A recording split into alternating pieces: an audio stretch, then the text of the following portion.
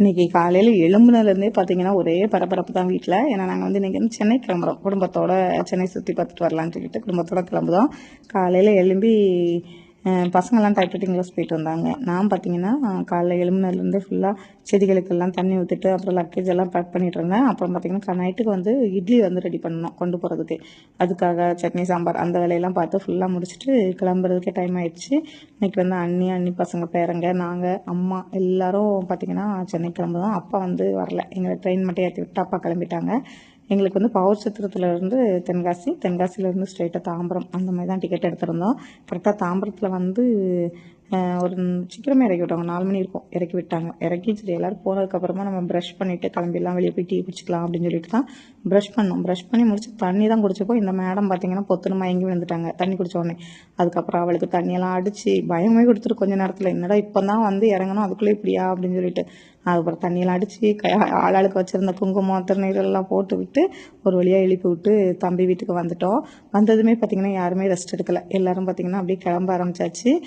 தம்பி வீட்டில் டிஃபன் சாப்பிட்டுட்டு அப்புறம் அங்கேருந்து ஸ்ட்ரைட்டாக பார்த்திங்கன்னா வடபழனி முருகன் கோயில் தான் போகிறோம். ஆனால் பசங்க வந்து டூர் பிளான் பண்ணும்போது என்ன சொல்லியிருந்தாங்கன்னா கோயில்களுக்குன்னு நீங்கள் பிளானே போடாதீங்க அப்படின்னு சொல்லியிருந்தாங்க. ஆனால் நிறைய பார்த்திங்கன்னா நம்ம சென்னை சுற்றி கபாலீஸ்வரர் கோயில் அந்த மாதிரி நிறைய கோயில் இருக்குது. ஆனால் பசங்க எந்த கோயிலுமே போகக்கூடாது, வேறு எங்கேயாவது தான் சுற்றணும் அப்படிங்கிற மாதிரி சொல்லிட்டாங்க. சரி ஒரே ஒரு கோயில் மட்டும் போயிடலான்னு சொல்லிட்டு ஃபஸ்ட்டு வந்து வடபழனி முருகன் கோயில் தான் போனோம். இன்றைக்கி வந்து அங்கேருந்து கிளம்புறதுக்காக வேன் எடுத்திருந்தோம். ஏன்னா ஃபஸ்ட்டு டேங்கிறதுனால எப்படி சுற்றி பார்ப்போம் அப்படிங்கிற ஒரு ஐடியாவில் அதனால் ஒரு வேன் மட்டும் அரேஞ்ச் பண்ணிவிட்டு ஸ்ட்ரெயிட் தம்பியும் வந்திருந்தோம் எங்கள் கூட. ஃபஸ்ட்டு வடபழனி முருகன் கோயில் போயாச்சு. போன வருஷமும் வந்திருந்தோம். ரொம்ப நல்லா இருந்தது இந்த கோயிலை தரிசனம் பண்ணிட்டு போனதுக்கப்புறமா. அதனால் இந்த டைம் கண்டிப்பாக வந்து பார்த்துடணும் அப்படின்னு சொல்லிட்டு முருகரை வந்து பார்த்தாச்சு.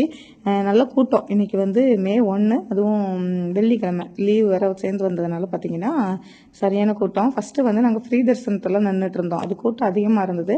அப்புறம் தான் ஒருத்தவங்க சொன்னாங்க உள்ளே போனீங்கன்னா 50 ரூபா டிக்கெட்டு சீக்கிரம் பார்த்துடலாம் அப்படின்னாங்க.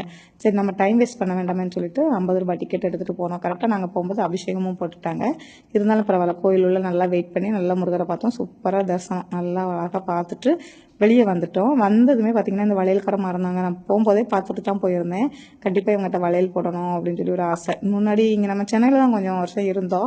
அப்போ ரொம்ப பிடிக்கும் எனக்கு கண்ணாடி வளையல் போடுறதுக்கு. ஏன்னா நம்மளுக்கு வந்து கையில் வந்து இந்த கவரிங் வளையல்லாம் ஒத்துக்க மாட்டேங்குது, அலர்ஜி மாதிரி வந்துருந்தது. எங்கேயாவது ஃபங்க்ஷனுக்கு போனால் மட்டும்தான் அந்த மாதிரி வளையல்லாம் போடுறதுக்கு. மற்ற நேரங்கள்லாம் பார்த்திங்கன்னா இந்த மாதிரி கண்ணாடி வளையல் தான் போடுவேன். அதான் நம்மளுக்கு நல்லாவும் இருக்குது, அந்த கைக்கும் ஒத்துக்குது, நம்மளுக்கு ரொம்ப பார்க்கவும் அழகாக இருக்கிற மாதிரி இருக்குது. அதனால் பார்த்திங்கன்னா அதான் போடுவேன். நல்லா 3 பேரும் ஆளுக்கோ ஒரு கலர் போட்டுக்கிட்டோம். ரொம்ப சூப்பராக இருந்தது. எனக்கு ரொம்ப பிடிச்சிருந்தது. அதில் அந்த 2 கலர் மிக்ஸ் பண்ணி போட்டோன்னா ரொம்ப பிடிச்சிருந்தது. போட்டுட்டு அப்புறம் பார்த்திங்கன்னா ஒரு ஹோட்டலுக்கு வந்து சாப்பிட வந்திருந்தோம். நாங்களாம் பார்த்திங்கன்னா மீல்ஸ் ரெடி இது பண்ணியிருந்தோம். மற்ற சும்மா இருக்க 2 பேரும் 3 பேரும் பார்த்திங்கன்னா பிரியாணி ரெடி பண்ணிவிட்டு வெஜ் பிரியாணி தான் ரெடி பண்ணி வெயிட்டிங் பண்ணிட்டு இருந்தாங்க.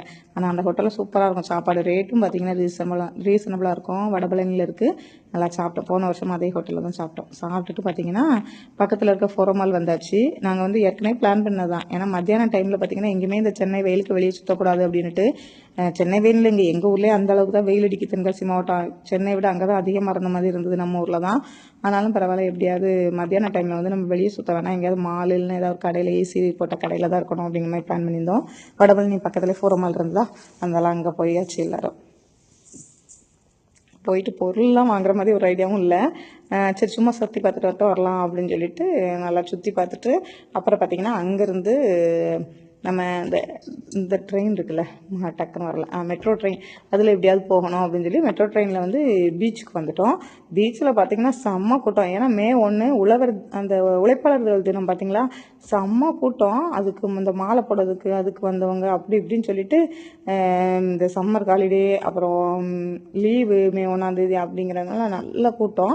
எங்களுக்கும் பார்த்திங்கன்னா அங்கே எங்கேயுமா அலைஞ்சிட்டு வந்துட்டு உள்ளே போகிறதுக்கே மனசில்லை, அவ்வளோ கூட்டம். பீச் வரைக்கும் நடக்கிறதுக்கெலாம் நம்மளுக்கு தெம்பில்லை அப்படின்னு சொல்லிட்டு நாங்கள் பார்த்திங்கன்னா கொஞ்சம் உள்ளே போய் ஒரு இடத்துல அப்படியே அந்த ஒரு 8-9 மணிக்கெலாம் இருந்தது. அங்கே நான் அப்படியே உட்காந்துக்கிட்டோம் எல்லாருமே பெரியவங்கலாம்.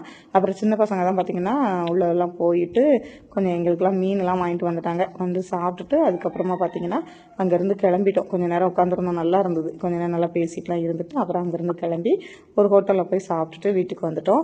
மறுநாளைக்கு எங்கெங்கெல்லாம் சுற்றி பார்க்குறோம் அப்படின்னு சொல்லிட்டு நாளைக்கு வீடியோவில் போடுறேன். ரொம்ப நல்லா இருந்தது இந்த நாளே.